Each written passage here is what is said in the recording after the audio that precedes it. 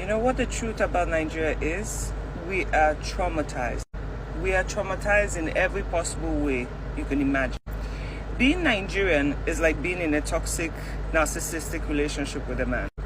He would gaslight you into believing that he's the best thing for you. He would tell you how there's nothing else better out there, so you keep staying in the same hot spot for the rest of your days till one day you realize enough is enough. Nigeria has been in so much depression for so long that they are even afraid to stand up for themselves and speak up. You know, God gives us opportunities all the time, but we just fail to see it. God physically cannot come down from heaven and say, listen, I saved my whole people. So he sends you a sign. A few days ago, this girl made a video, and that was the perfect opportunity. Not that she said anything that we don't already know, but that was the time for everyone to stand up and speak for what they believe in. Radio silence is what Nigeria is doing right now. And what pains me very much is we have been crying for years. Before this administration, we were crying about Buhari's administration. Now, when this one came into power, the only thing I said is, may we never pray for a Buhari again. And guess what? We are at the point where I wish it was Buhari in power right now, because at least then things were still realistic than now. We cried for 3 days, just 3 days. And we have people like Mr. Sheyi Tinubu coming out and saying how people are coming for his father. Nigeria has been coming for us from the beginning. He's coming for your father. No, that is your father, not ours. My father is dead. My father is gone. And he did not live a great life. And you know why? Because of the same government.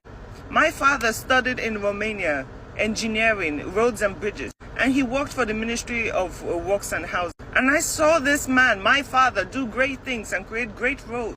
But it came a time when they had to build a bridge, and there were certain people who were trying to cut the funds in less than half just so they can pocket it. And when my father refused to do that, they suspended him. Suspension was supposed to be 3 months. It ended up 4 years. I watched my father go down, like he became a shadow of himself. He became ruthless because that was the only way for him to express the pain he felt. So with all the education and all the travel and all the intelligence, it amounted to nothing. He had a vision for his family. He had a vision for his children, but he couldn't fulfill it because the government somehow found a way to screw him over. And you tell us not to cry. From a young age, from 13, I already knew, do not trust people in power. Do not trust rich people. They only care about their own satisfaction. We've cried for only 3 days. 3 days, and it's a problem. While the rest of you sit and distract yourself with celebrities and famous people and rich people, and you watch their lives and you see them and you think, oh, I wish one day. No, the time is now. We are not asking for gold or diamonds. We are asking for peace of mind. Today of all days, I could be doing anything. I could be painting. I could be trying to find more ways to make money. But no, look what I'm doing. Look at my jerry cans. I'm going to source for petrol. And you know why? There is scarcity today. We are screaming about hardship and pain, and what we needed right now is scarcity of petrol. We are suffering. I do not care for publicity. I do not care for likes. I do not care for comments. I am speaking about important things that should worry you. I keep saying, me, I'm fine. Oh, you see me? You see I'm shining? I am fine. But I would not sit and let everyone suffer around me and I think I'm winning. There's no winning when you're relaxed alone. Instead of people to focus, they are distracting themselves with nonsense. Every single person I know from different classes, either you're rich or you're middle class or you're poor, is complaining, but they're doing it in secret. They're doing it privately. They don't want to come out and speak because indirectly or directly, they're in bed with these same people. They don't want to annoy their godfather. They don't want to be sanctioned, so they stay quiet. Where are those people who collected rice and small 5,000 as bribe? When our money never finish. I would love to say helping the poor is a great thing. Let's make donations. Let's give them food and everything. But how long will that food reach? If I am starving and you give me food for one day, what about tomorrow? If me personally, you give me petrol today, what's going to happen tomorrow? We're still back in the same bullshit, But no, let's sit and glorify people who don't deserve it. Let's sit and keep following influencers who are not speaking on your behalf. Let's just sit pretty, because Lord have mercy. I could be doing a lot more different things right now. We are not asking for much from the public. The public is also part of the problem.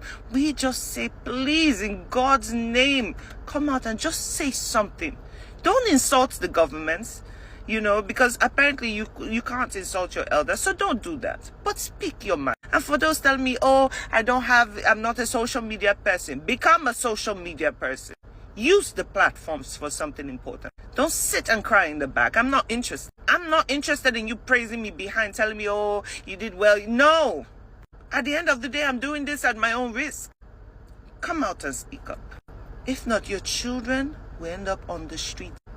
Your baby girls you treasure so much will be on the streets. Your sons that you treasure so much will be on the streets. And they'll potentially get hurt by policemen in the long run. There is no saving this country if you don't stand up for it. And you only get this one time. After this, there is no more opportunities. There will not be golden moments for you to rise. This is it, my dear. So think about it. That money they're going to load your pockets with right now to help them shut the chaos and the noise right now. How long is it going to help? How far is it going to go? All I'm saying is think about it. You might not come out right now to speak about the situation, but just think. What's going to happen to your children? Because I'm a mother and I know how much effort I put into trying to maintain a stable life for my daughter. But it doesn't come easy. What about those that can't speak for themselves? All I'm saying is question yourself. Anyway, let me go mind my business right now. Let me go hustle for petrol. I don't know where I'm going to get it, but we'll find a way, because that's what we do every day. But you see, I am tired of trying to look for a way.